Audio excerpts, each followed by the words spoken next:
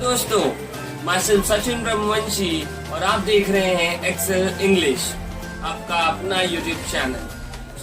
दोस्तों, आज का वीडियो बहुत खास होने वाला है हम सब के लिए, एंड स्पेशली उन स्टूडेंट्स के लिए बहुत खास होने वाला है जो अगले साल या तो 10th देने वाले हैं या फिर 12th देने वाले हैं। बिकॉज आज का जो ये टॉपिक है वो बोर्ड एग्जाम्स के लिए बहुत ही इम्पोर्टेंट टॉपिक है, क्योंकि इस टॉपिक पे बोर्ड एग्जाम में हर साल 5 मार्क्स का क्वेश्चन, 5 मार्क्स का क्वेश्चन कंपल्सरीली आता ही आता है, और वो टॉपिक है इंटरव्यू क्वेश्चंस। अगर आपको अपने 5 मार्क्स फिक्स करने हैं, सेव करने हैं, सो प्लीज आप ये वीडियो एंड तक देखिएगा।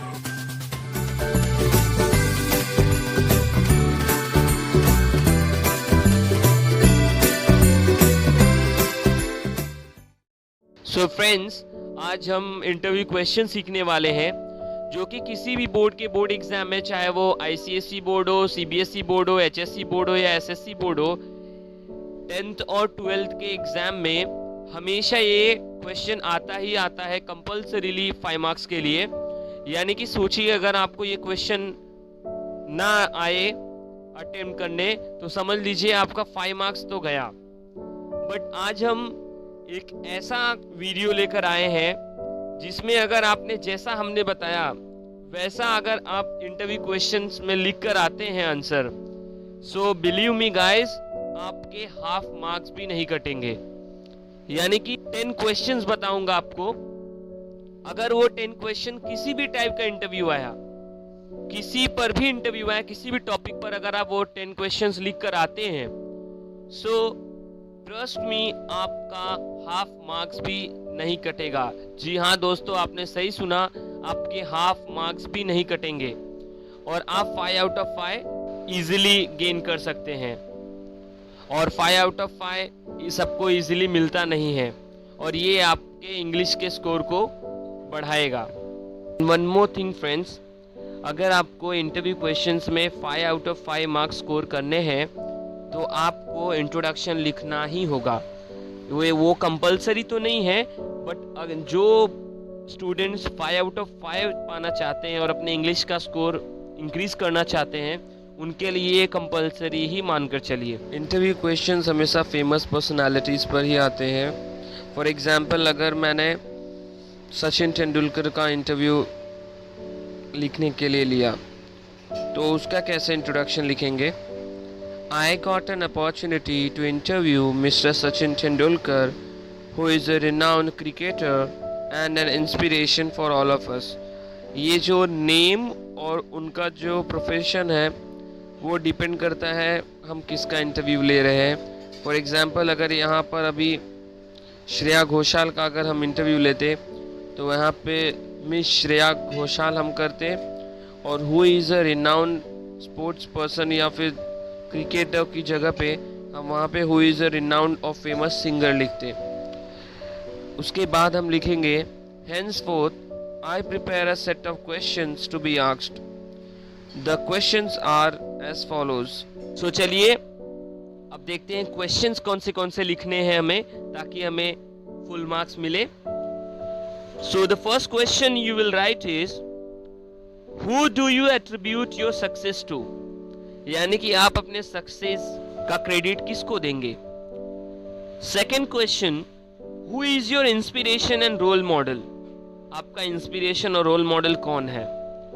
Third question is, why did you select so and so profession? यानी कि अगर सिंगर है तो सिंगिंग, अगर वो एक्टर है तो एक्टिंग, क्रिकेटर है तो cricket.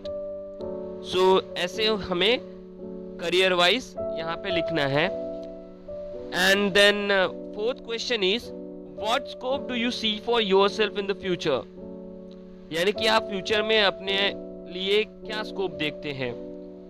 And fifth question is, how long has your career in cricket been? यानी कि अब तक आपका कितने साल का करियर रहा है क्रिकेट में या फिर जो भी करियर है आपका।